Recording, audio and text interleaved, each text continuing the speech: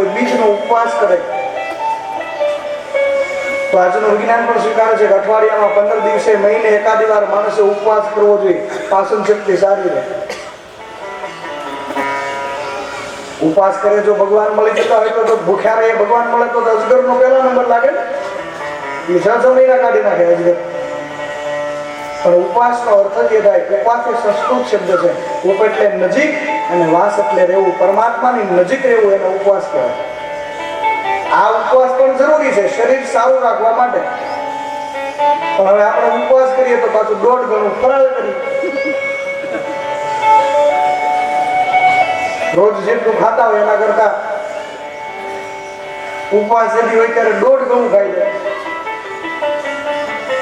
1.5 kilo બટેટાની સૂકી ભાજી ધમકાવીને પછી એમ કે મારે આજ વપા હશે. ઉપવાસ કરીને ત્યારે ભૂખ્યા ન રહી શકો તો ફળ આહાર કરવાની છૂટ હોય.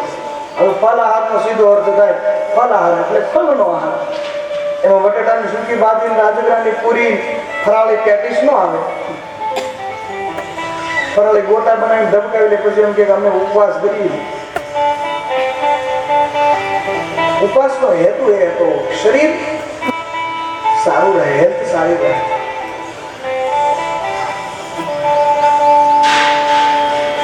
આપણે વાત એ કરી છે ઋષિ ઋણ દેવ ઋણ. જન્મતાની સાથે મનુષ્ય ઉપર લાગુ પડે છે. દેવ ઋણ, ઋષિ ઋણ, પિતૃ ઋણ. પિતૃ ઋણ ઉતારવા માટે પિતૃઓને તૃપ્ત કરવા પિતૃઓની પૂજા કરી. અને આ પરિવારને તો હું વારંવાર અને સાધુ કોઈના વખાણ ન કરીએ પણ સત્ય હોય એ કહેવું પડે.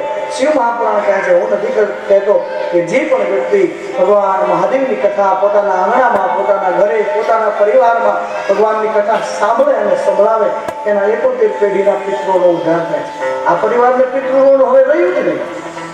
ભગવાન શિવની કથા જે પરિવારમાં થાય એને કોઈ પિતૃ કાર્ય કરવાની જરૂર રહેતી નથી. શું કામ? તમારે દૂર જવાની જરૂર નથી, નજદીકમાં દાખલો છે. ભગવાન કૃષ્ણ દ્વારિકા નજીક પડે ને તમારે. યાદવોને જયારે શ્રાપ થયો, દુર્વાસા ઋષિની જયારે મશ્કરી કરી યાદવોએ મળી અને દુર્વાસાએ શ્રાપ આપ્યો છે કે 56 કોટી યાદવોનો નાશ થશે.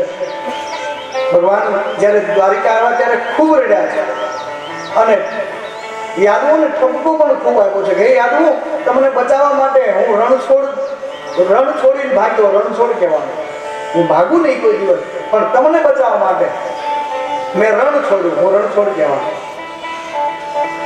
તમારા પર કોઈ રાક્ષસો પ્રહાર ન કરે એટલે હું તમને દરિયાની વચ્ચે લઈ જાય. કોઈ દેવતાઓને તમારી અદેખાઈ ન આવે આવું સુખ જોઈ અને દેવતાઓ તમારી ઉપર પ્રહાર ન કરે એટલા માટે મારું સુદર્શન ચક્ર રક્ષણ કરે દ્વારિકા નગરી. તમે કોઈ દાનવની સાથે વેર કર્યો હોત ને તો હું પહોંચી વળે. તમે કોઈ દેવતાની સાથે વેર બાંધ્યો હોત તો હું પહોંચી વળે. પણ હે યાદવો, તમે એક સંત, એક ઋષિ, એક સાધુનો અપરાધ કર્યો છે. હવે તમને કોઈ નહીં બચાવી શકે. સંત સંતાપે 3 જાય, ધન વૈભવ અને વંશ. ન માને તો તપાસી જો કૌરવ રાવણ અને કંસ. ભગવાન કૃષ્ણએ વિચાર કર્યો છે કે આ બધાનું જે, અને પછી આપણને ખબર છે યાદવો બધા પરસ્પર મદિરા પાન કરી અને પરસ્પર લડી અને મૃત્યુ પામ્યા છે. અને ભગવાન કૃષ્ણને ચિંતા થવા લાગી છે કે અકાળે જેનું મૃત્યુ થયું છે એને મુક્તિ કેવી રીતે મળે.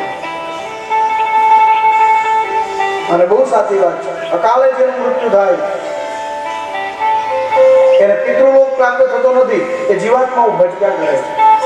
જેમ સગર રાજાના 60,000 પુત્રો બળીને ભસ્મ થયા, એને મુક્તિ અપાવવા માટે સગર રાજાની 7 પેઢીઓ ભગીરથે ગંગાજીને ઉતાર્યા પિતૃઓને મોક્ષ અપાવવા માટે. એવી રીતે યાદવોને પણ શ્રાપ થયો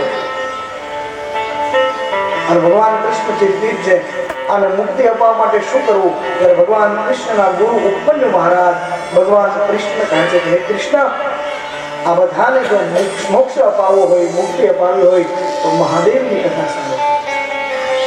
અને ઉપન્ય મહારાજ દ્વારકાની અંદર ભગવાન કૃષ્ણને કથા સંભળાવે છે, મહાદેવની કથા, યાદવોને મોક્ષ અપાવવા માટે. ભગવાન શિવની કથા એ મોક્ષદાયીની છે. અને અંતે બધાએ ભગવાન મહાદેવના ચરણમાં સાંભળવાનું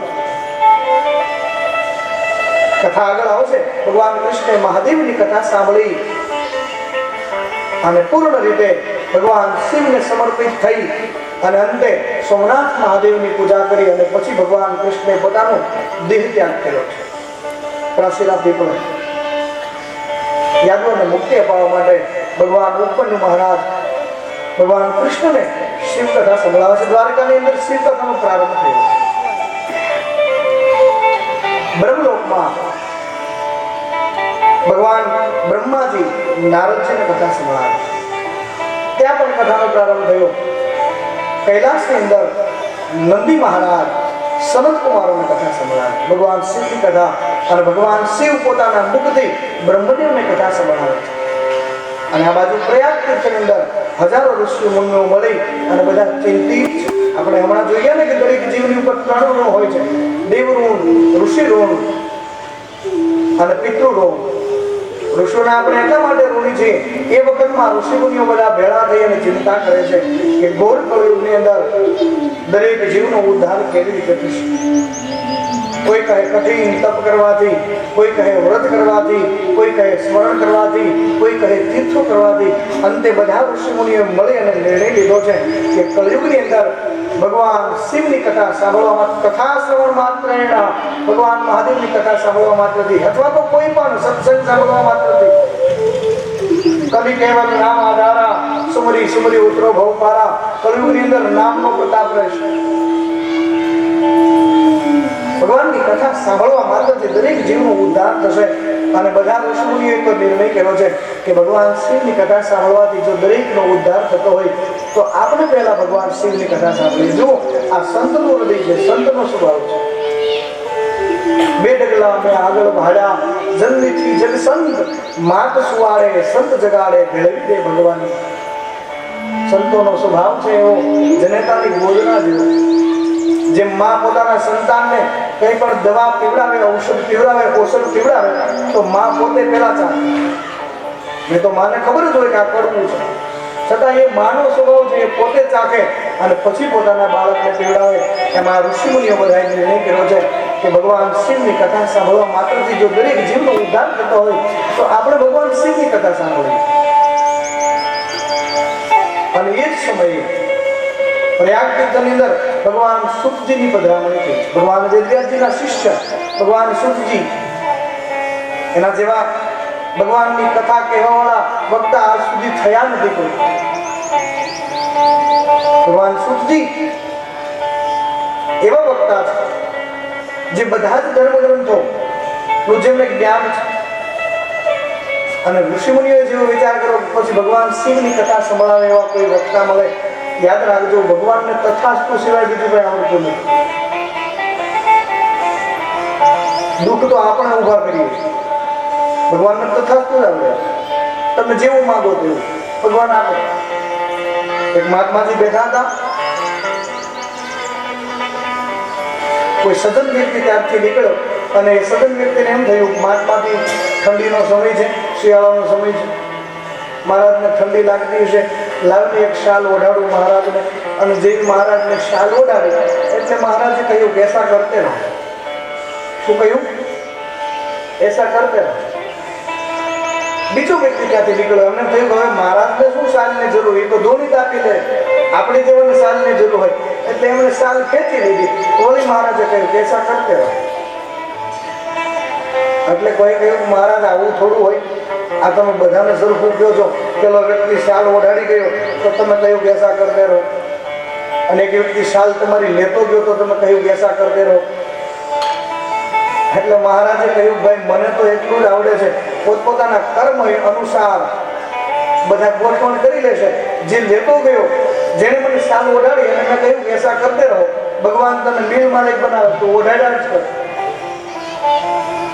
અને જે ખેંચતો ગયો એને કીધું કે એસા કરતે રહો, તારે કોઈ બીજી શાલ નહીં થાય, તું ખેંચ દીધું.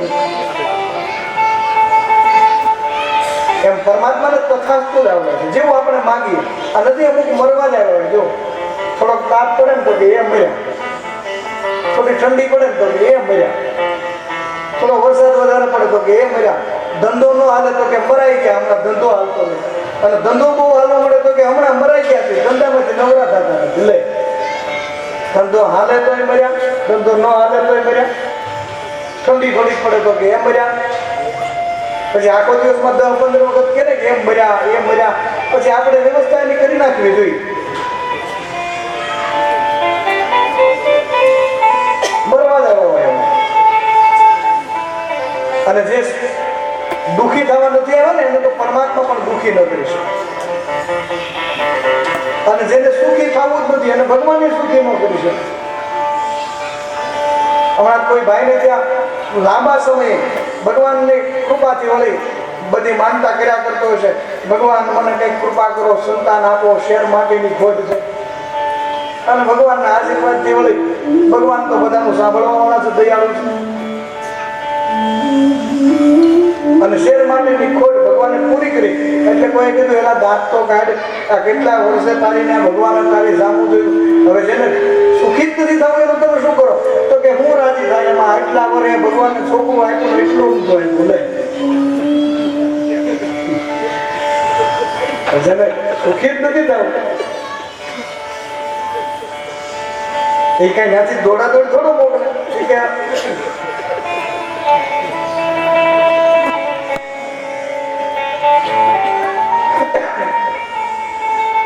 જીવન છે કેરીના દાબા જેવું. હમણાં આવશે ને સિઝન કેરી, જીવન કેરીના દાબા જેવું. અમુક લોભી પ્રકૃતિ હોય ને, દાબો નાખ્યો હોય પછી લોભી પ્રકૃતિ હોય એમ કે ચાંદા વાળી પેલા ખાઈ જાય. પણ જોજો તમે એને રોજ ચાંદા વાળી જ નીકળ્યા, આ હજી ચાંદા વાળી છે, આ હજી ચાંદા વાળી, આ હજી ચાંદા. અને અમુક હોલદોલ હોય એવું વિચારે કે સારી પેલા ખાઈ જાય તો ચાંદા વાળી ભલે પડી રહે, એને રોજ સારી નીકળે, હજી સારી છે, આ હજી સારી. કહેવાનો અર્થ એ છે પરમાત્માને તથાસ્તુ સિવાય બીજું કઈ આવડતું નથી. એની ડિક્શનરીમાં તથાસ્તુ સિવાય બીજું કઈ છે જ નહીં. અને એટલા માટે કદાચ કહેવાયું છે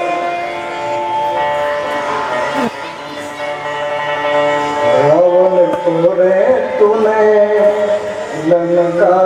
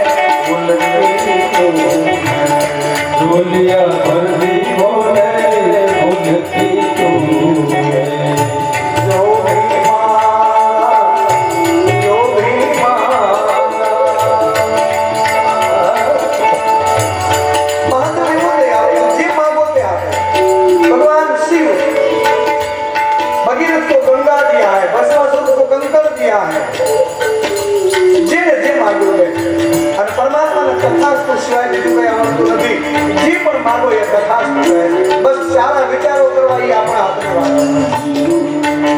જે પણ માગે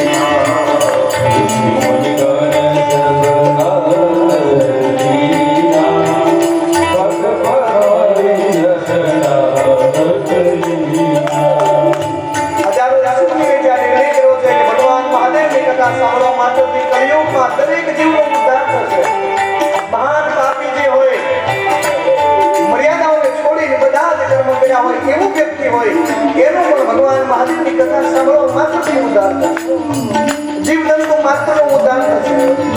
શ્રી મહાપુરાણમાં લખાયું છે ભગવાન મહાદેવની કથાનો જ્યાં પણ પ્રારંભ થાય બ્રહ્માંડના સમસ્ત તીર્થોની ત્યાં હાજરી હોય. આ કળિયુગની અંદર ભગવાન મહાદેવની જે પણ વ્યક્તિ કથા સાંભળે એને બ્રહ્માંડના બધા તીર્થો કર્યાનું ફળ મળે. 1 કરોડ હાથીનું દાન આપીએ દંતી કોટી સહસ્ત્રાણી. 1 કરોડ હાથીનું દાન આપો અને જે પુણ્ય મળે એટલું જ પુણ્ય ભગવાન શિવની કથા સાંભળવા માત્રથી મળે. માનો તો મેં ગંગા માં હું, ન માનો તો બહેતા પાણી. કરોડ કરોડ ઘોડાનું દાન આપો અને જે પુણ્ય મળે એટલું જ પુણ્ય ભગવાન શિવની કથા સાંભળવા માત્રથી મળે. કોટી યજ્ઞ 1 કરોડ અશ્વમેઘ યજ્ઞ કરીએ અને જે પુણ્ય મળે. ચક્રવર્તી સમ્રાટ હોય એના પાસે પણ એટલું ધન ન હોય કે અશ્વમેઘ યજ્ઞ કરી શકે. આપણે તો સપનું ન જોઈ શકીએ પણ ભગવાન મહાદેવની કથા સાંભળે એમને 100 અશ્વમેઘ યજ્ઞ કર્યાનું ફળ મળે. 100 અશ્વમેઘ ભગવાન વ્યાસજી લખે. એટલા માટે ઋષિ મુનિએ નિર્ણય કર્યો છે ભગવાન સૂતજીને આવતા જોઈ અને સન્માન કર્યું. સંત મિલન સુખ જગનાની દરિદ્રતા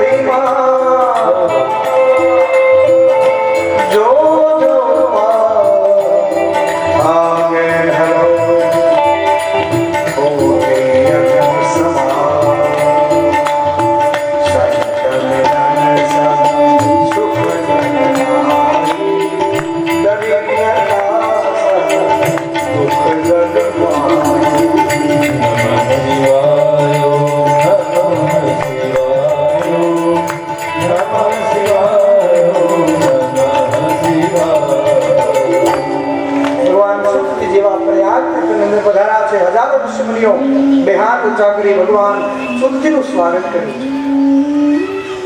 પગ પખાડી શરણામત લીના વક્તા તરીકે વ્યાસ સ્વરૂપે ભગવાન સૂતની પૂજા કરી. આપણે ત્યાં કોઈ પણ સંત, કોઈ સાધુ, કોઈ બ્રાહ્મણ અતિથિ દેવો ભવ માનવામાં આવ્યું છે. મન રે સંત ભાળીને સન્મુખ ચાલીએ ડગલે ડગલે યજ્ઞ ફળ હોય સામૈયા સદગુરુ દેવના. કોઈ સંત, કોઈ સાધુ અતિથિની સામે જ્યારે ચાલીએ ત્યારે ડગલે ડગલે યજ્ઞનું ફળ મળે. આ હજારો ઋષિમુનિઓ જે જ્ઞાની છે, ત્યાગી છે, વૈરાગી છે, પરમ તત્વને જાણવા વાળા છે. ભગવાન સૂતજીને આવતા જોઈ અને બધા ઉભા થઈ આદર સત્કાર કર્યો છે. અતિથિ સત્કાર.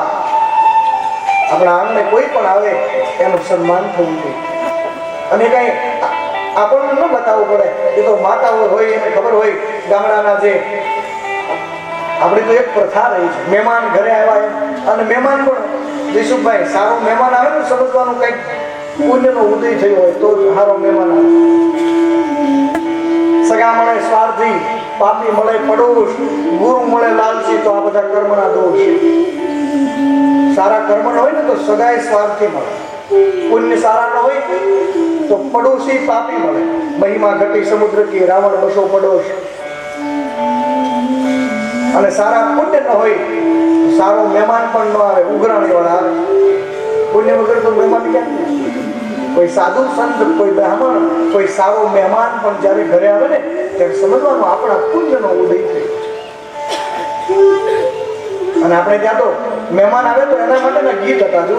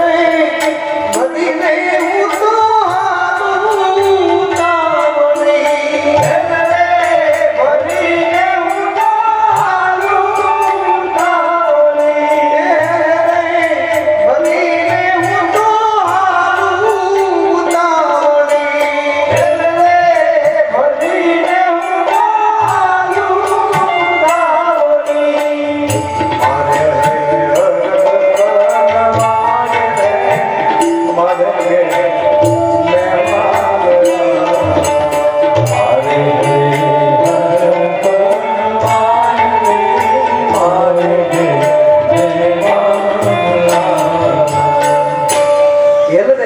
હું તો હાલું ઉતાવળી હૈયે હરખ ન મારે ઘેર મહેમાન આવ્યા પણ હવે તો એ નહીં ક્યાં રહીશ નળ થઈ ગયા સીધા એ તો જે વડીલો હોય એને પૂછો કેટલે કેટલે દૂરથી પાણી લાવવું પડે કુવામાંથી સીંચી પછી હેલ ગોળી હોય એના ઉપર પાછો હાંડો હોય એના ઉપર પાછી ગાગર હોય થોડી એકાદો હાંડો પછી હાથમાં હોય કમરમાં એકાદી ગાગર પાછી હાથમાં હોય અડધું બેર પાણી આવતું એક ખરા અડધું બેર હવે અત્યારની દીકરીને એટલું વાસણ ખાલી મૂકી દો ને માથે તો ડોકનું ફ્રેક્ચર થાય છે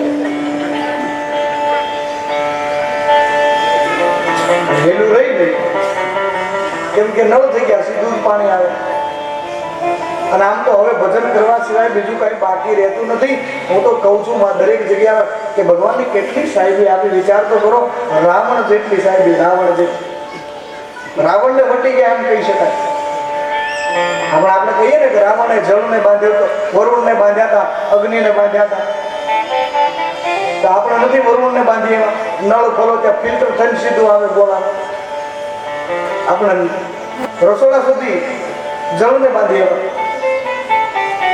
અગ્નિને આપણે રસોડા સુધી બાંધીએ હવે તો ઓટોમેટિક ચૂલા આવ્યા છે સ્વિચ ઓન કરો ત્યાં ઓન ઓફ કરો એટલે બંધ અગ્નિને આપણે ચૂલા સુધી બાંધીએ વાયુ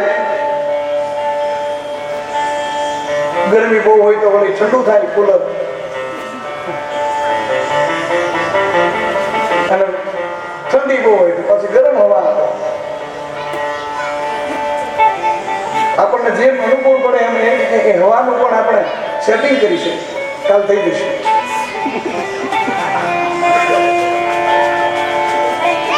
જેમ આપણને અનુકૂળ પડે એમ ઠંડી હવા જોઈએ તો ઠંડી ગરમ હવા જોઈએ તો આપણે વાયુને બાંધીએ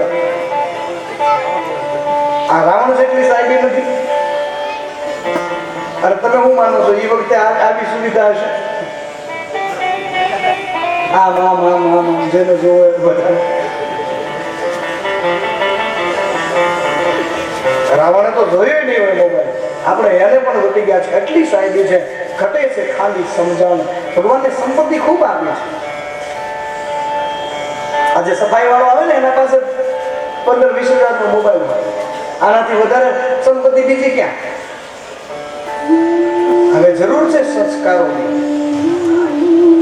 અને એકલી સંપત્તિ યાદ રાખજો જો સંસ્કાર વિહીન પ્રજા થશો ને તો સંપત્તિનો કોઈ અર્થ નથી તમે તમારા છોકરાઓને ટુ વ્હીલ વારસામાં આપીને જાઓ પણ કિક મારી ન શકે એવી પ્રજા હોય તો એ ટુ વ્હીલ હું કામ માતાઓને હું દરેક જગ્યાએ ભલામણ કરું કે ખાસ ધ્યાન રાખજો બાળક જ્યારે ગર્ભમાં હોય ત્યારે માતા એનું જતન કરવું જોઈએ દિવ્ય સંતાનો હોવા જોઈએ આ દેશને સંતાનો આપીને જાઓ ને તો એ સંતાનો એવા હોવા જોઈએ જે દેશના રક્ષણમાં કામ લાગે કોઈ બેન દીકરીના રક્ષણ માટે કામ લાગે કોઈ ગાયોના રક્ષણ માટે કામ લાગે કોઈ ધર્મના રક્ષણ માટે કામ લાગે એવા સંતાનો મૂકીને જઈએ તો જ બાકી તો કેટલા છે એ કઈ મહત્વનું નથી કેવા છે એ મહત્વનું સંતાનો એવા આપીને જાઓ આ દેશને કામ લાગે જીવન એવી રીતનું જીવો હું તો દરેકને કહું જીવન વધારે જાજુ ન જીવી શકો તો કઈ નહીં પણ એવું તો જીવજો કે ગયા પછી ઘરવાળીને રોતા ભાવે જીવન એટલું તો જીવવું જોઈએ ને ગયા પછી એને રોતા ભાવે તો શું કઈ રોવે સારું કાંઈ કામ કર્યું જ ન હોય તો એમ કહેવાય કે તમારી વગર ગામના બૂચ બોણ મારશે કેમ કે તો ન રોવાય તમારી વગર ખિસ્સા કોણ કાઢશે કંઈક એવું કરીને જજો કે મર્યા પછી એને રોતા ભાવ કે તમારા વગર ધર્મ કાર્ય કોણ કરશે તમારા વગર સારું કામ કોણ કરશે આટલું જીવાઈ જાય તો ઘણું બીજું કાંઈ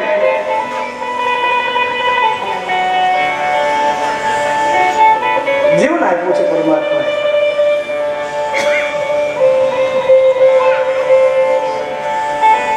અતિથિ દેવો ભવ સાધુ સંત કે જ્યારે આપણા ઘરે આવે સંપત્તિ ખૂબ છે સમજણ જોઈએ અતિથિ જ્યારે આપણા ઘરે આવે ત્યારે સન્માન કરવું જોઈએ હજારો ઋષિઓએ ભગવાન સૂતજીનું સન્માન કર્યું છે, આતિથ્ય સત્કાર કર્યો છે. આપણા ઘરે કોઈ પણ સાધુ બ્રાહ્મણ આવે ત્યારે એનો સત્કાર ન કરો તો કઈ નહીં, પણ અપમાન કોઈ દિવસ ન કરવું. આપણે વાત એ કરતા ને, એક હરક હતો હીર ભરીને હું તો હાલું ઉતાવળી, અને કેવું ન પડે પટારાના તળિયે જે સફેદ બગલાની પાંખ જેવા જે ગોદડા હોય ને મહેમાન માટે રાખે. કરધણી તો એ ધાબો ઓઢીને જ બેઠો હોય, ખાટલામાં તમે જો ગોદડી હોય, પણ મહેમાન જયારે આવે ત્યારે પટારામાં તળિયેથી કાઢીને આ દેશની જગદંબાઓ આપે કે મહેમાન છે એ આવે. મહેમાન જો હમારા હોતા હે વો જાન સે પ્યારા હૈ. આ આપણી પ્રથા છે. કોઈ સંત, કોઈ સાધુ, કોઈ સારો વ્યક્તિ જયારે ઘરે આવે ત્યારે સમજવાનું આપણા પુણ્યનો ઉદય થયો છે. ભગવાન સૂતજીનું સ્વાગત કરવું. હજારો ઋષિમુનિઓએ પ્રયાગ તીર્થની અંદર ભગવાન સૂતજીને અનેક પ્રશ્ન પૂછ્યા છે. ભગવાન શિવ સંબંધી અને પ્રયાગ તીર્થની અંદર ભગવાન સૂતજી કથાનો પ્રારંભ કરે છે. કેટલી જગ્યાએ કથાનો પ્રારંભ થયો? બ્રહ્મલોકમાં નારદજીને જ્યારે સંશય થયો ત્યારે વિષ્ણુ ભગવાને આજ્ઞા કરી છે, જપ હો જાય શંકર સતનામા હોય તુરત હૃદય વિશ્રામા. હે નારદ, તમારે હૃદયને જો વિશ્રામ જોઈતો હોય તો મહાદેવનું સ્મરણ કરો. જુઓ, નારદજી છે વૈષ્ણવ, વિષ્ણુ ભક્ત છે, અને ભગવાન વિષ્ણુએ કહ્યું છે કે શિવનું સ્મરણ કરો. હૃદયને જો વિશ્રામ જોતો હોય તો શિવનું સ્મરણ કરો. આગળ કથા આવશે. આ ઝઘડા તો આપણે કર્યા છે કે અમે આને માનીએ અને આને ન માનીએ. શિવ મહાપુરાણમાં આગળ આવશે કે હરિ અને હરમાં જે તફાવત કરે ને એની શક્તિ શિવ થઈ જાય. સંતો, અમારા સાધુ બ્રાહ્મણો પણ જ્યારે પ્રસાદ લેવા માટે બેસે ને ત્યારે એમ કહે કરો હરિ હર. આનો અર્થ એ છે હરિ અને હર એક છે. ભગવાન વિષ્ણુએ નારદજીને કહ્યું છે કે નારદ, શિવનું સ્મરણ કરો. નારદજીને સંતાપ થયો. શું કામ? કથા કદાચ આપણે સાંભળી હોય, રામકથાનો પ્રસંગ આવે છે. નારદજીનો અહંકાર જ્યારે આવ્યો, હું કામ વિજયતા. અને નારદજીનો અહંકાર તોડવા માટે ભગવાને માયાની રચના કરી. વિષ્ણુ મોહિનીના મોહમાં નારદજી મોહિત થયા, અને ભગવાને જ્યારે માયાનો પડદો હટાવ્યો ત્યાં નારદજીએ ભગવાનને ઘણા બધા શ્રાપ આપી દીધા. હે ભગવાન, તમને કોઈ કહેવા વાળો નથી, તમને મન ભાવે એમ કરો છો. તમે જેમ મને નારી વિરહમાં તડપાયો છે એમ હું તમને શ્રાપ આપું છું, તમારે પણ નારી વિરહમાં તડપવું પડશે. મનુષ્ય અવતાર લઈને પૃથ્વી પર જ્યારે આવશો ત્યારે તમારી પત્નીને કોઈ રાક્ષસ ઉપાડી જશે, અને તમે જેમ મને વાનરનું મુખ આપ્યું છે એમ તમારે પણ એ વખતે તમને વાનર અને રીસ સિવાય કોઈ મદદ નહીં કરે.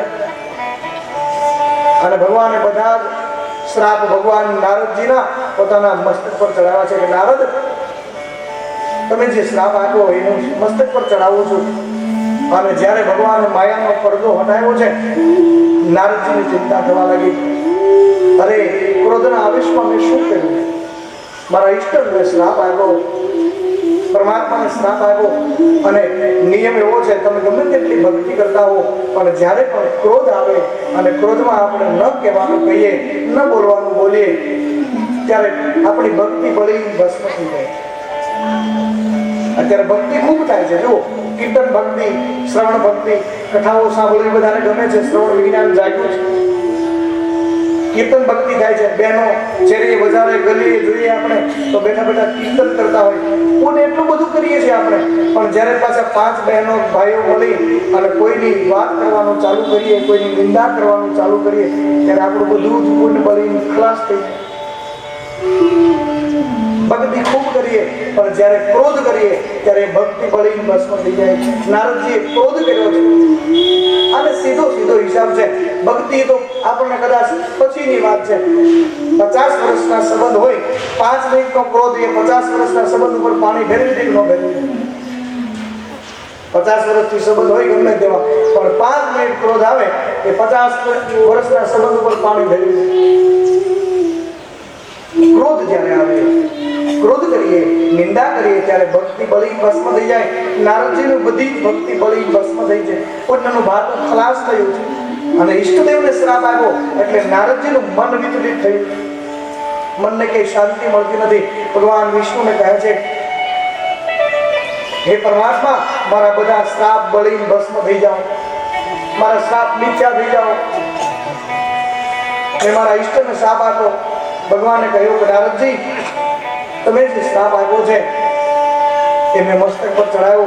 સંતનું શબ્દ, સંતનો શ્રાપ, ભક્તનો શ્રાપ કોઈ દિવસ મિથ્યા ન થાય. ભગવાને કહ્યું છે નારદજી, હવે તમને આત્માને શાંતિ જોઈતી હોય તો મહાદેવનું સ્મરણ કરો. અને નારદજી સિદ્ધાર્થ બ્રહ્મલોકમાં જઈ ભગવાન બ્રહ્માજીને કહે છે, બ્રહ્મદેવતા, આપ મને ભગવાન શિવની કથા સંભળાવો. એટલે બ્રહ્મલોકમાં બ્રહ્માજીએ કથાનો પ્રારંભ કર્યો.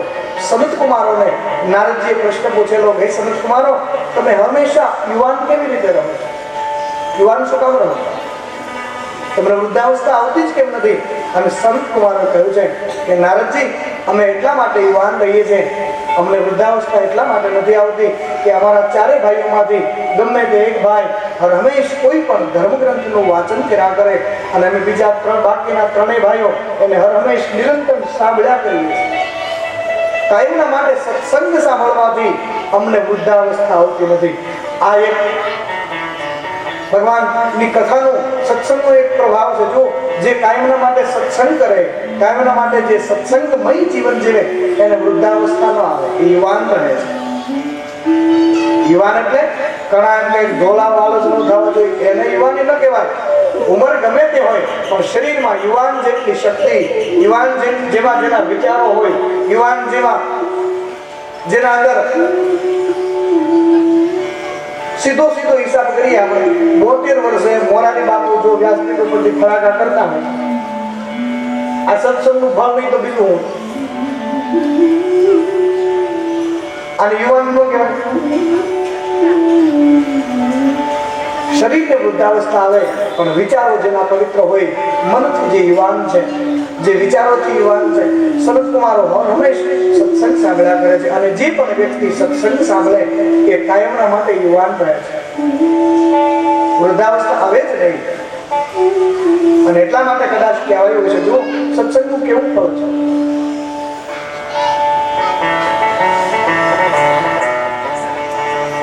સુખ બ્રહ્મા લોચિયતી ગણો રે, સુખ બ્રહ્મા લોચિયતી ગણો રે, સુખ બ્રહ્મા લોચિયતી ગણો રે, સુખ બ્રહ્મા લોચિયતી ગણો રે, સુખ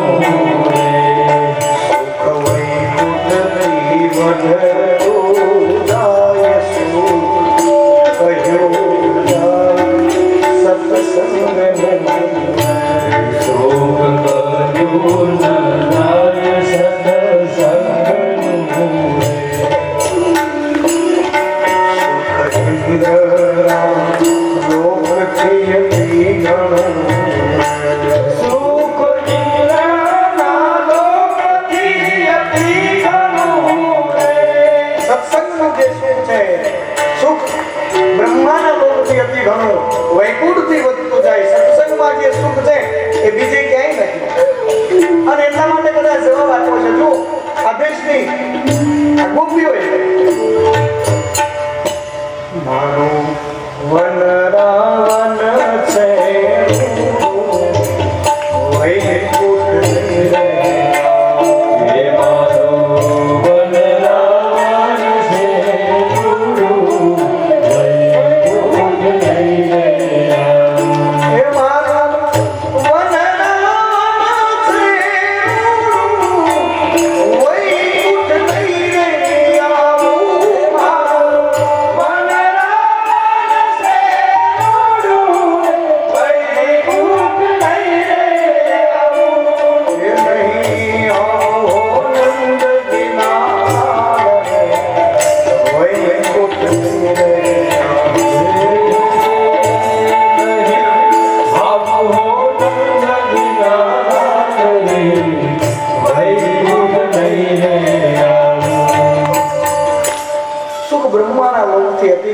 સુખ વૈકુંઠથી વધતું જાય, સુખ કહ્યું ન જાય સત્સંગનું. સનત કુમારો નારદજીને કહે છે કે અમે હરમેશ ભગવાનની કથા સાંભળ્યા કરીએ છીએ. અને સનત કુમારે અનેક પ્રશ્ન નંદી મહારાજને કર્યા છે. અને નંદી મહારાજ ભગવાન શિવની કથાનો પ્રારંભ કરે. કૈલાસમાં નંદી મહારાજ સનત કુમારોની કથા સંભળાવે. કે સનત કુમાર દ્વારા ઉપમન્યુ મહારાજ પાસે અને ઉપમન્યુ મહારાજ દ્વારા ભગવાન કૃષ્ણને કથા સંભળાવવામાં આવી કે દ્વારિકાની અંદર કથાનો પ્રારંભ થયો. પછી હજારો ઋષિમુનિઓની વચ્ચે ભગવાન શુકજી કથાનો પ્રારંભ કરતા કહે છે કે ઋષિમુનિઓ, ભગવાન મહાદેવની કથા એ ત્રણ તાપને હરવા આવી છે. આદિ, વ્યાધિ અને ઉપાધિ, આ ત્રણ તાપ વિવિધિના તાપમાં જગત બળે છે. આ જગતને ત્રણ તાપ છે. ભગવાન મહાદેવની જે કથા સાંભળે એને ત્રણેય તાપમાંથી મુક્તિ મળે છે. આ કળયુગમાં કાળરૂપી મોટા સર્પો એમનો નાશ કરવા વાળી ભગવાન મહાદેવની આ કથા અનેક પાપોથી જેમનું જીવન ભર્યું હોય, જેનું કોઈ તીર્થોમાં જઈ અને પાપ ન ધોવાય આવો મહાન પાપી વ્યક્તિ હોય, એ પણ ભગવાન શિવની જો કથા સાંભળશે તો એમને પણ ભગવાન મહાદેવની કથા મુક્તિ આપે, મોક્ષ આપે. અને ઘણા કહે કે મર્યા પછી મોક્ષ થાય. મર્યા પછી મોક્ષનો અર્થ જે થાય મોક્ષ, મોહનો ક્ષય એટલે મોક્ષ. એ જીવતા થાય, મર્યા પછી ન થાય. મોહનો જ્યારે ક્ષય થઈ જાય ત્યારે મોક્ષ, કે ત્યાં વાર જવાની જરૂર નથી. અને ઘણા કહે અમારે કૈલાસમાં જવું છે. કૈલાસનો સીધો અર્થ થાય કેવલમ લયમાશ, બધી આશાઓ જ્યારે લય થાય ત્યારે કૈલાસ. આ બધા ધામ અહીંયા જ છે. કોઈ કહે ગૌલોક જવું છે. ગૌ નામ ઇન્દ્રિયો,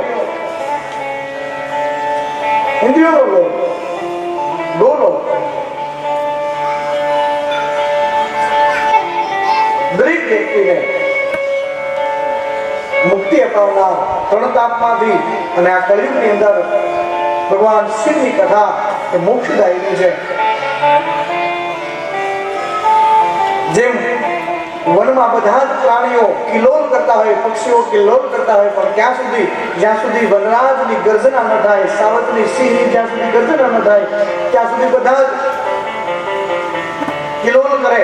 પણ જેવી સાવજની ગર્જના થાય અને જેમ બધું ગર્જનામય બની જાય, એકદમ બધું વાતાવરણ શાંત બની જાય, એમ બધા જ પુરાણો ત્યાં સુધી ગર્જના કરી શકે જ્યાં સુધી ભગવાન મહાદેવના શિવ મહાપુરાણની ગર્જના ન થાય. અને ભગવાન શિવના શિવ મહાપુરાણની ગર્જના થાય ત્યારે બધા જ પુરાણો, ઉપનિષદો, વેદો, શાસ્ત્રો એ શિવમય બની જાય. વ્યાસપીઠ પરથી અથવા તો ગમે તે ધર્મગ્રંથનું વાંચન કરો, 5 બહેનો મળીને સત્સંગ કરે, એ પણ ભગવાન શિવના સ્તોત્ર છે એમ કહે છે. આપણે જે પણ બોલીએ એ બધા ભગવાન શિવના સ્તોત્ર છે. વેદો વાંચો, ભગવાન શિવના સ્તોત્ર છે. પૂર્વે ભગવાન શિવના મુખમાંથી 16,000 કરોડ શ્લોક ઉત્પન્ન થયા. એમાંથી બ્રહ્માજીએ વેદોની રચના કરી. શાસ્ત્રો, ઉપનિષદો, પુરાણો એ બધું જ એમાંથી થયું. પણ પૂર્વે ભગવાન શિવના મુખમાંથી આ શ્લોક ઉત્પન્ન થયા.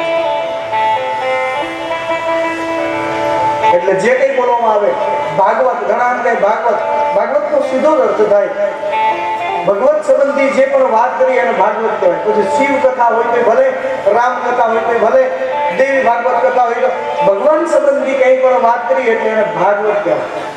ભાગવત યાની પરમાત્મા સંબંધી વાત એટલે ભાગવત, ભગવાનની વાત એટલે ભાગવત.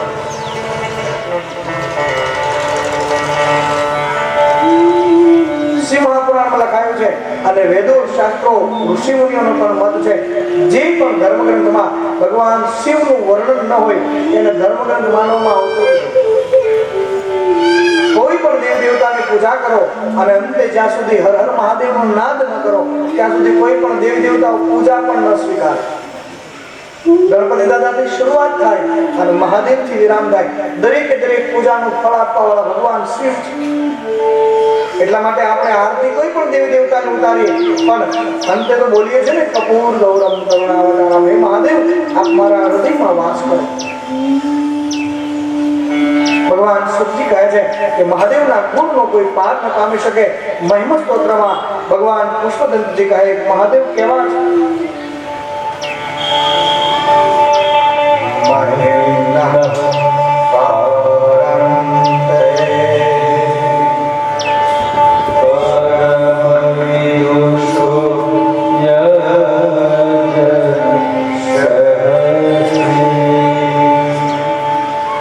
स्तुति ब्रह्मा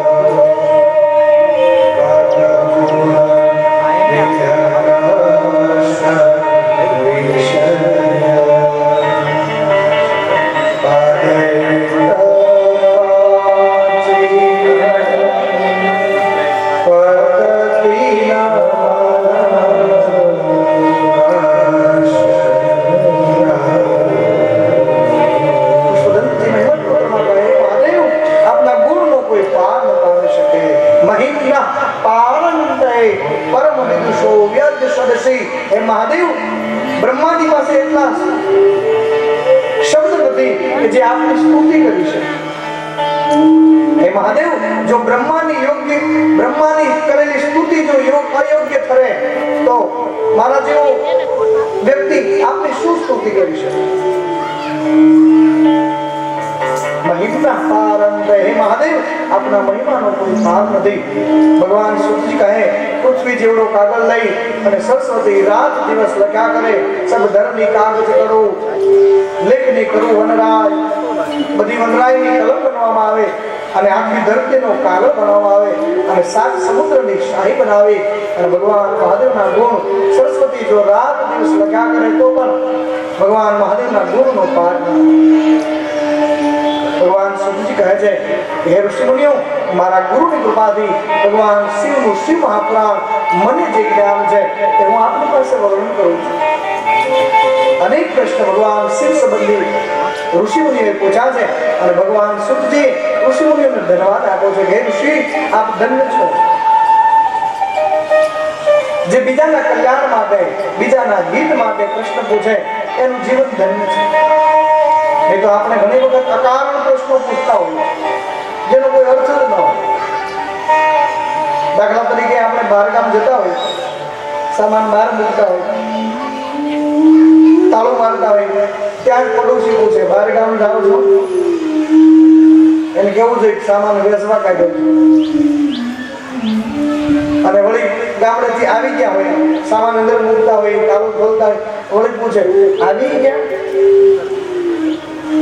જેને કેવું છે કે નહીં સામાન મૂકવા આવ્યા છે હવે તો 8 દિવસ પછી આવવાના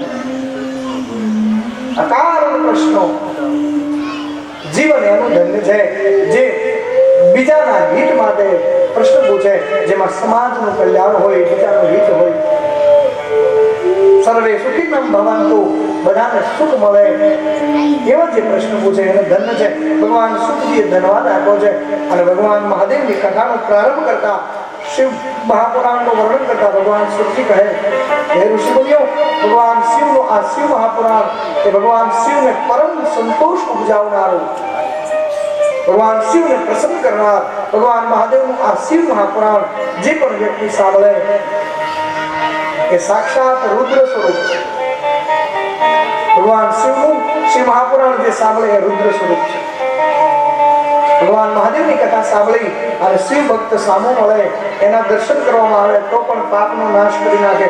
આટલું પવિત્ર ભગવાન મહાદેવની ગાથા.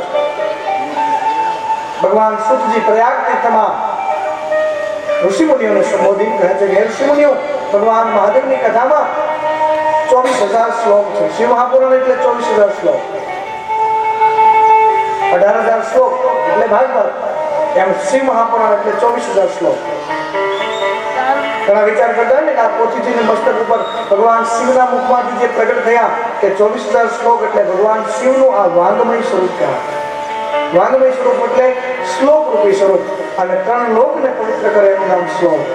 શ્લોકનું જે ઉચ્ચારણ થાય તે 3 લોકને પવિત્ર કરે. એ આજના વિજ્ઞાને પણ સ્વીકારવું પડ્યું છે. આજનું વિજ્ઞાન સ્વીકારે છે કે સંસ્કૃત ભાષામાં એ તાકાત છે. સંસ્કૃત ભાષા બોલવાથી કેટલા બધા રોગ મટી જાય. એ તો હવે આપણે ભૂલતા જઈએ છીએ. અમારી સંસ્કૃતિ એમ કહીએ, પણ હવે સંસ્કૃતનું કંઈ પૂછો તો એ સંસ્કૃતનું જરી પણ જ્ઞાન ન હોય. સંસ્કૃતિ છે આજે વિદેશની દરેક યુનિવર્સિટીઓમાં સંસ્કૃત ફરજિયાત થઈ છે. સંસ્કૃતના પાઠ ભણવામાં આવે અને આપણે અહીં સંસ્કૃતનું નામ નથી. આ કેવું એટલા માટે પડે છે કે તમે જુઓ, મરાઠીઓ હજી એમની માને આવી જ કે, મરાઠીઓ એમની માને આવી જ કે, બંગાળીઓ હજી એમની માને અમ્મા જ કે. આપણે આ ગુજરાતમાં માં કે બા શબ્દ બોલાતો જાય, મમ્મી જ આવતું જાય. લગભગ હોય 100% હવે બધા મમ્મી કહેતા થઈ જાય. માં કે બા આપણે ભૂલતા જ નહીં. આપણને થોડીક વધારે અસર થાય છે એટલા માટે. હવે બહેનોને બધું અમારા છોકરા ઇંગ્લિશમાં ભણે, બાપા અમારા છોકરા ઇંગ્લિશમાં ભણે. પછી વાંધો એ પડે છે છોકરા ઇંગ્લિશમાં ભણતા અને મમ્મી પછી હાણસીનું ઇંગ્લિશ નથી આવતું, તો એ ઝઘડો થાય. ભણાવો, ભણતર એ ત્રીજી આગ છે. ભણતર જરૂરી છે, પણ યાદ રાખજો આપણી સંસ્કૃતિ ભૂલાય ન. બાળકોને ભણાવવા જોઈએ. ઇંગ્લિશ પણ ભણાવો ને, ઇંગ્લિશમાં ધૂન શીખવાડો ને, ઇંગ્લિશમાં ભજન શીખવાડો ને. અમારા આત્માનંદ સરસ્વતી બહુ સરસ ધૂન બોલાવતા શીખવાડતા. છોકરાઓને શીખવાડજો ઇંગ્લિશમાં ધૂન, હું શીખવાડું. કમ કમ કમ કમ નારાયણ દર્શન સદા. કમ કમ કમ કમ નારાયણ દર્શન સદા સદા. કમ કમ કમ કમ નારાયણ દર્શન સદા સદા. કમ કમ કમ કમ નારાયણ દર્શન સદા સદા. ઓલી તું વાય પારાયણ આય નવકી ગીતા રામાયણ. ઓલી તું વાય પારાયણ આય નવકી ગીતા રામાયણ. કમ કમ કમ કમ નારાયણ હો દર્શન સદા. કમ કમ કમ કમ નારાયણ દર્શન સદા સદા. છોકરાઓ શીખવાડો, ઇંગ્લિશમાં ધૂન શીખવાડો, ઇંગ્લિશમાં ભજન શીખવાડો. એ ફોર એપલની જગ્યાએ એ ફોર અર્જુન નો ભણાવી શકે. બી ફોર બોલની જગ્યાએ બી ફોર બલરામ, બી ફોર ભીમ નો ભણાવી શકે. અંગ્રેજી ભણાવો, પણ યાદ રાખજો આપણી સંસ્કૃતિ અને આટલી વિશાળતા તમને બીજી ક્યાંય નહીં જોવા મળે. કેટલી વિશાળતા. અંગ્રેજીમાં કદાચ આપણે કોઈને કહીએ જતા હોય તો શું કહીએ? બાય. હવે એનો સીધો અર્થ થાય બાય એટલે ઉપડો. પણ ગુજરાતી ભાષાની મહાનતા જુઓ તમે. આપણે તો કોઈ જતા હોય એને એમ કહીએ છીએ આવું છું. શું કહીએ? મહેમાનને આપણે કહીએ આવું છું. આપણે જાઓ એમ તો કહેતા જ. આપણી આ ભાષાની મહાનતા છે. ઇંગ્લિશ ભણાવો, પણ યાદ રાખજો માતૃભાષા ભોલાઈ ન જાય, આપણા સંસ્કારો ભોલાઈ ન જાય. તેથી આપણે કંગાળ થઈ ગઈશું. સંસ્કારો મહત્વના છે. ભગવાન શિવજી કહે છે શિવ મહાપુરાણમાં 24,000 શ્લોક છે અને 7 સંહિતાઓ છે. જેમ રામકથામાં 7 સોપાન હોય, 7 કાંડ હોય, એમ શિવ મહાપુરાણમાં 7 સંહિતાઓ. અને ભગવાન શુદ્ધજી કથાનો પ્રારંભ કરતા ઋષિ મુનિઓને કથા સાંભળવાનો નિયમ બતાવે છે. ઋષિ મુનિઓ ભગવાન મહાદેવની કથા સાંભળવી કેવી રીતે હું આપણે કહું છું. આપ સાવધાન બની સાંભળો. જુઓ, ભગવાનની કથા સાવધાન બની સાંભળવી.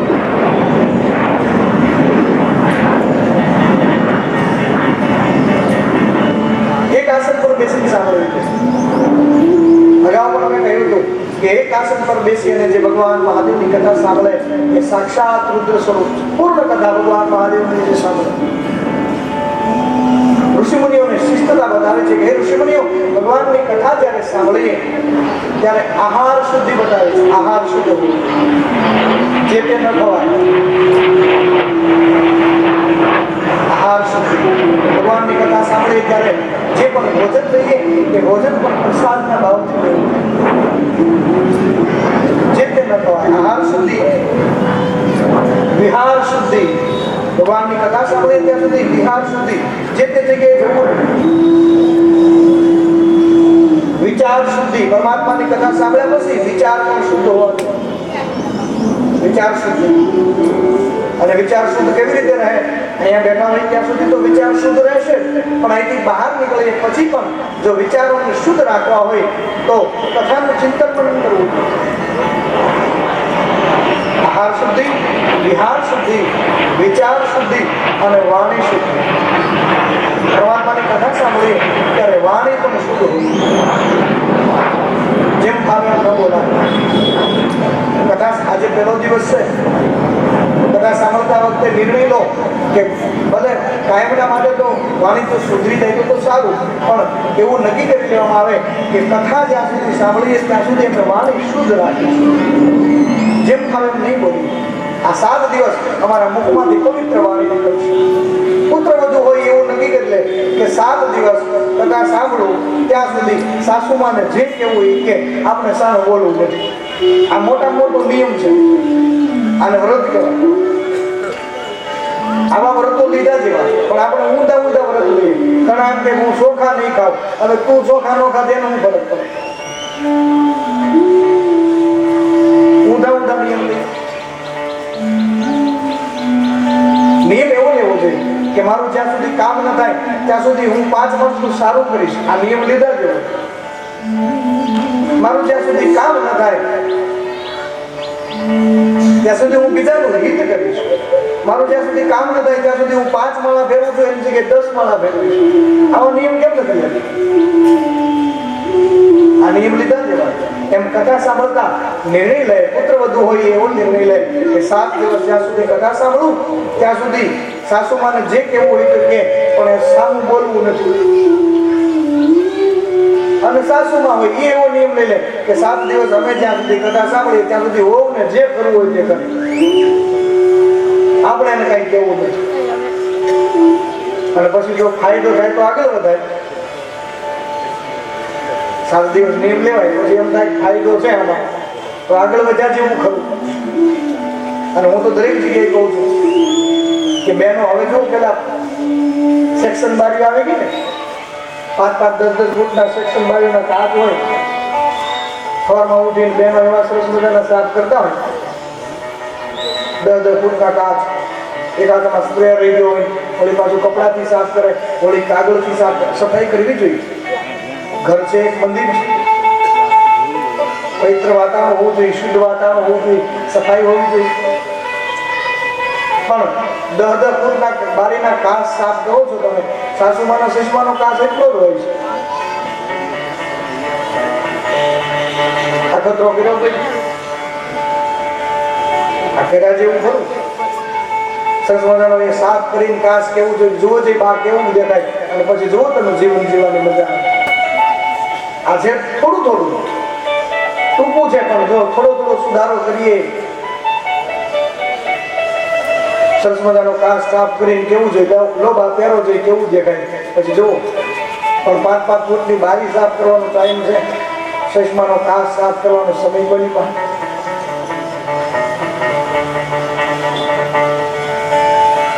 કથા સાંભળો ત્યાં સુધી વાણી શુદ્ધિ, વિહાર શુદ્ધિ, વિચાર શુદ્ધિ. અને વાણી ઉપર તો આપણા સંતોએ બહુ વચન મૂક્યો. शब्द संभाल कर बोलिए, शब्द को हाथ नहीं पाओ, एक शब्द औषध करे, एक शब्द दिए घाव। અને બોલવામાં જો ફરક પડે તો કેવું થાય જો તમે અશ્વગોત્રવા નીકળ્યા જે સગરના સાચ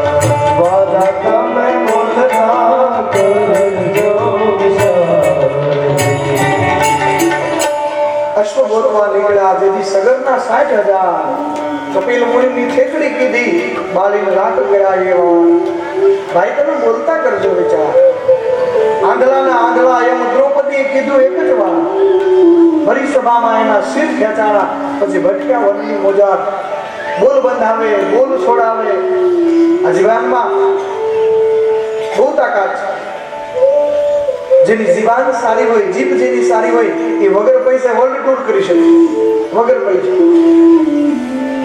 અને જીભનું જો ઠેકાણું ન હોય અને તમે 50,000 રૂપિયા લઈને મોકલો તો એરપોર્ટ થી કોઈ ઘરે મૂકી જાય આને હાચો આ પડી કાઢ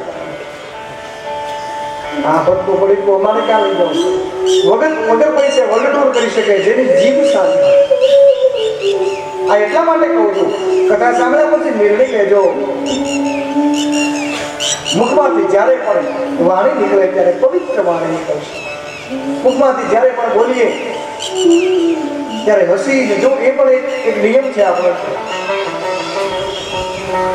ભગવાન રામ કૃષ્ણ મહાદેવ આ બધાને જો તમે એમના ચહેરા આપણે જોઈએ તો આપણને હસતો હોય એવું મુખ લાગે મુખમંડળ હસતું લાગે અને હસતો ચહેરો એની જ પૂજા કરે ને લોકો એટલે તો ભગવાનને મોઢું ચડાવીને બેઠા હોય એવો ચહેરો હોય કોણ જાય પૂજા કરે વાણી શુદ્ધ રાખવી જરૂરી છે હસવું એ પણ જરૂરી છે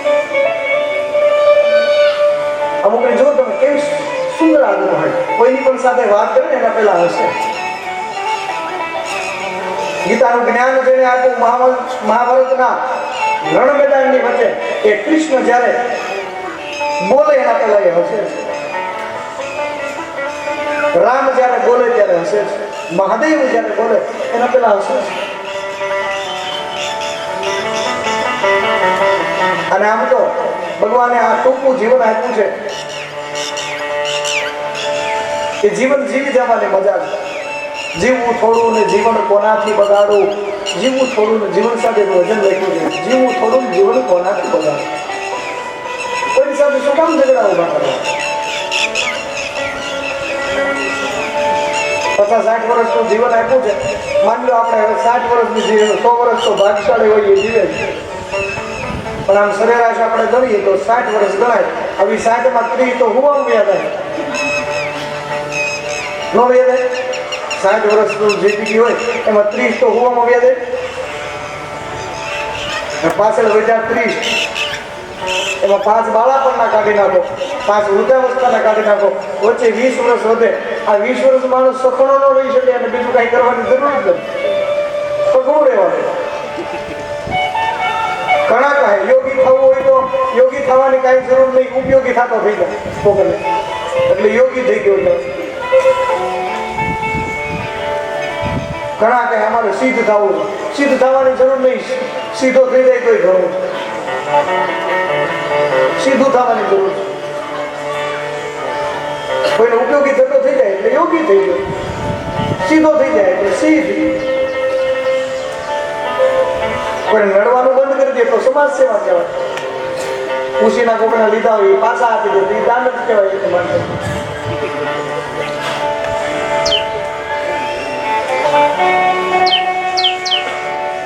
વાણી શુદ્ધ હોય. કથા સાંભળ્યા પછી નિર્ણય લેજો વાણી શુદ્ધ રાખો. જ્યારે પણ બોલીએ જેના મુખ પર તમે વિચાર તો કરો, આ વિડીયો વાળાને બધાને ખબર હોય 1 સેકન્ડ વાર આમ ફોટો પડે ને ત્યારે એમ કે સ્માઇલ પ્લીઝ એમ કે હસો થોડું, અને 1 સેકન્ડ હસવાથી જો ફોટો સારો આવી જતો દરેક વાર આમ હસીએ ત્યાં ફોટો જો સારો આવી જાય.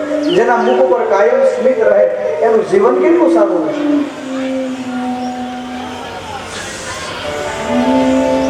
માતા પિતાએ સંતાનોની સાથે હસવું જોઈએ. સંતાનોએ માતા પિતાની સાથે હસવું જોઈએ. ગ્રસ્તાશ્રમ એને કહેવાય. ગ્રસ્તાશ્રમમાં જે પતિ પત્ની હોય એમણે પતિ પત્ની એકબીજા સાથે હસવું જોઈએ. આ ધર્મગ્રંથ ભગવાન મહાદેવનું શિવ મહાપુરાણ એ વ્યવહારિક ગ્રંથ છે. જુઓ ગ્રસ્તાશ્રમમાં કેવી રીતે રહેવાય એ તો મહાદેવ બતાવે. ભગવાન શિવ જેવો દિવ્ય પરિવાર બીજે ક્યાં જોવા મળે? આવો પરિવાર બીજે ક્યાંય જોવા મળે? અને આખો પરિવાર પૂજાય, શિવ પૂજાય, શક્તિ પૂજાય, એમના સંતાનો કાર્તિક સ્વામી ગણપતિ પૂજાય. અરે એમના પત્ની ગણપતિના પત્ની રિદ્ધિ અને સિદ્ધિ પૂજાય. એમના સંતાનો શુભ અને લાભ પૂજાય.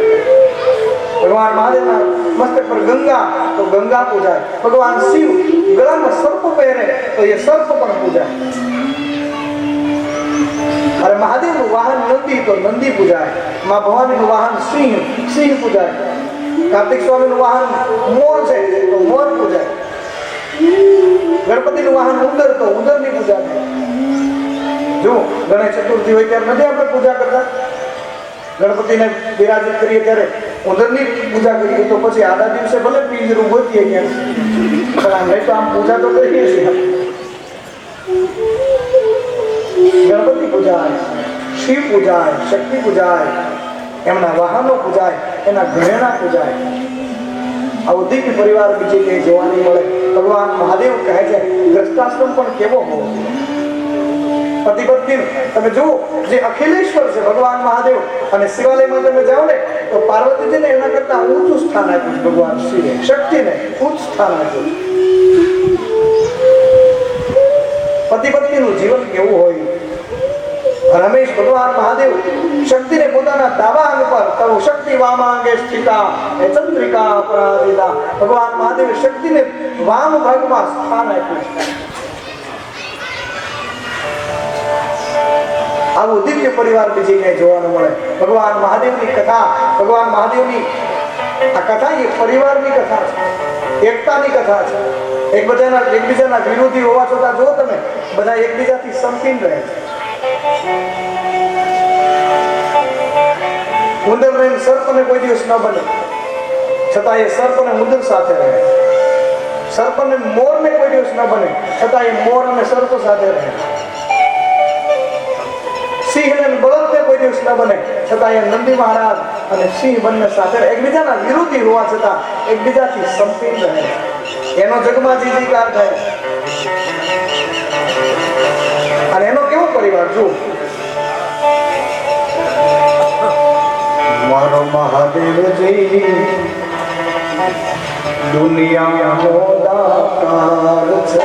મારો મહાદેવજી દુનિયાનો દાતાર છે. મારો મહાદેવજી સૌનો પાલનહાર છે. મારો મહાદેવજી સૌનો પાલનહાર છે. મારો મહાદેવજી દુનિયાનો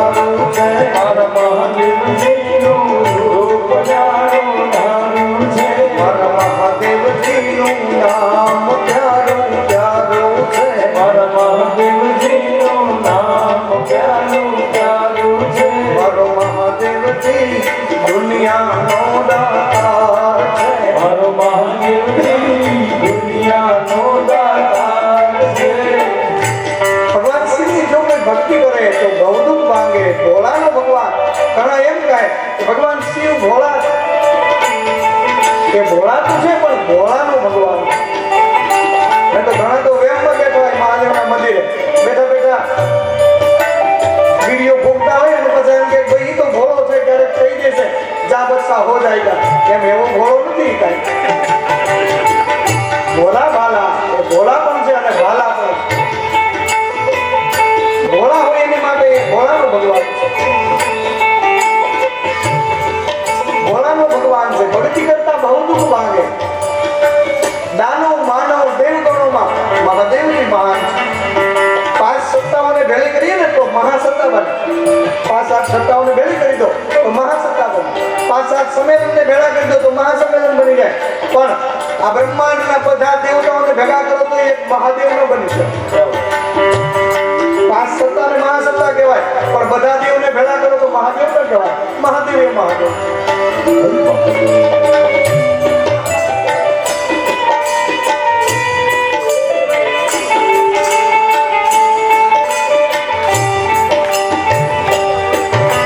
નજર ભરીને નિરખીને જો શિવજીનો દરબાર નજર ભરીને નિરખી લેજો શિવજીનો દરબાર અને નજર ભરીને નિરખીને જો શિવજીનો દરબાર નજર ભરીને નિરખી લેજો શિવજીનો દરબાર પત્ની પુત્ર ને વાહન સાથે પૂજા તો પરિવાર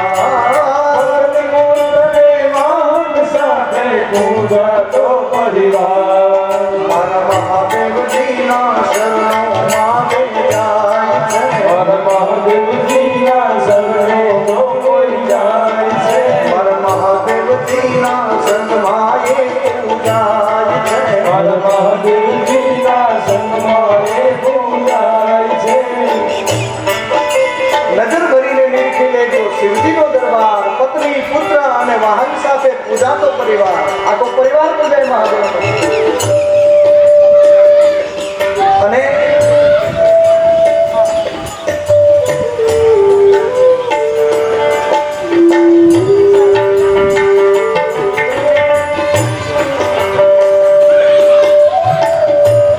અમારા લગભગ આમ કથા હોય ને આમ ધૂન ને એવું બોલી ને તો બહેનો બધા ઉભા રહે ને આમ રાસ લેવા ઉભા થઈ ગયા તમારા એવું ચરણ ખરું બહેનો આમ આવે તમને નાચતા ભાવે આવ જેવું ભાવે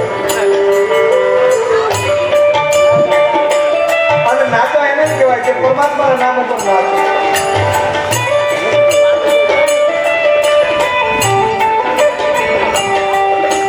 જગતની જય નેતા બનીને પાર્વતી પૂજાના જગતનો જનેતા બનીને પાર્વતી પૂજાય જગતની જય નેતા બનીને પાર્વતી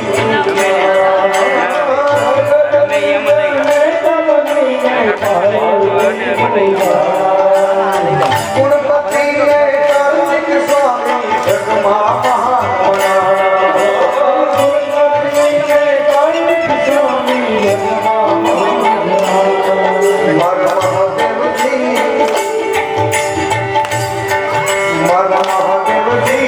ગંગાની બલિહારી છે મહાદેવજી ગંગાની બલિહારી છે મહાદેવજીની જગની તારણહારી છે મહાદેવજી જગની તારણહારી છે મહાદેવજી દુનિયાનો દાતાર છે મહાદેવજી દુનિયાનો દાતાર છે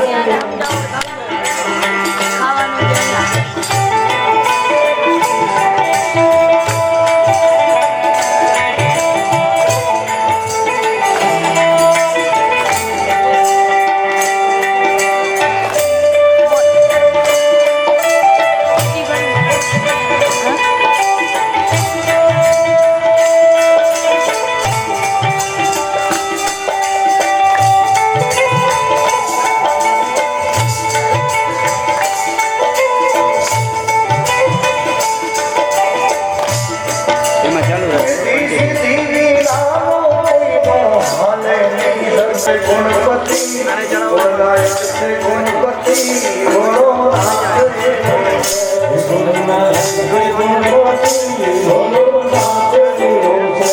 બોલો ભોલાનો ભગવાન બોલો ભોલાનો ભગવાન બોલો નાથ રે.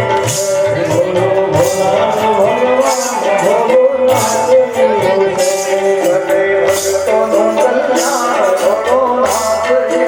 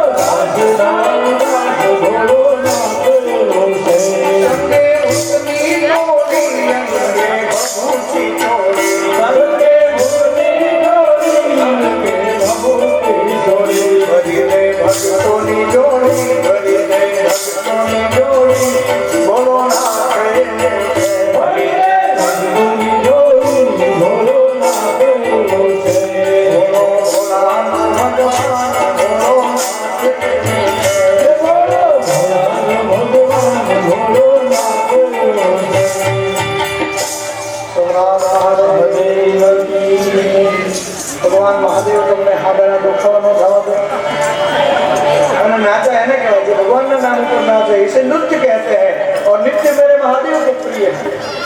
राम ने नृत्य किया, कृष्ण ने नृत्य किया, मीरा ने नृत्य किया, नरसिंह ने नृत्य किया। જ્યારે પણ સમય મળે પરમાત્માના નામ પર નાચવું। આ ઉદીપી પરિવાર જેથી ક્યાંય જોવાનું જગતની જનેતા બની પાર્વતી પૂજાના કાર્તિક ગણપતિ ને કાર્તિક સ્વામી જગમાં મહાન મનાણા। કૃપા કરી અવાજ નહીં કરશો, હવે શાંતિ રાખશો।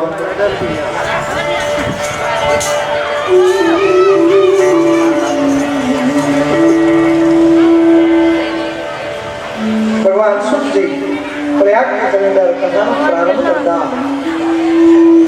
हजारों ऋषिमुनियों ने कहा कि ऋषिमुनियों भगवान महादेव मूर्ति के चरित्र, भगवान महादेव मूर्ति के परिवार, भगवान शिवना के गुण गाવાનો મને પણ અવસર મળ્યો છે ત્યારે ભગવાન શિવની સ્મરણ કરી, શ્રી મહાપુરાણની વંદના કરી અને ભગવાન સુખજી પ્રયાગ તીર્થની અંદર મહાદેવની વંદના કરી, भगवान शिव की वंदना करी, गुरु वंदना, गणपति वंदना। पर ये कथा बरोबर काले 9 वागे कथा विराम नो समय थतो આવે છે।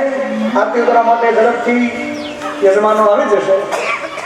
સવારના પૂજાના યજમાનો આરતી કરવા માટે આવી જાય।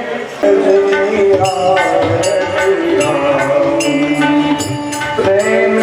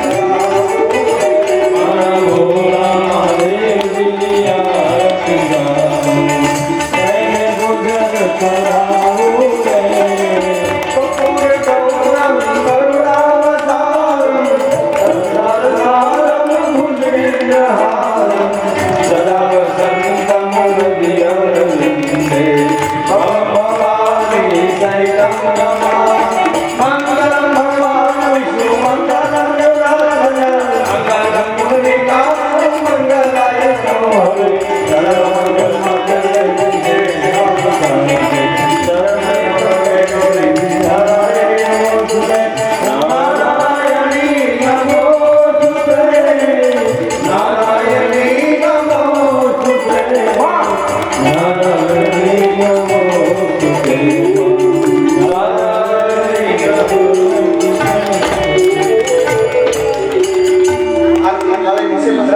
જળ હોય તો જળની પ્રદક્ષિણા કરો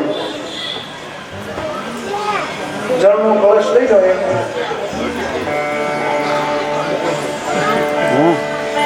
મહારાજ નિકાન સ્વામી જન્મ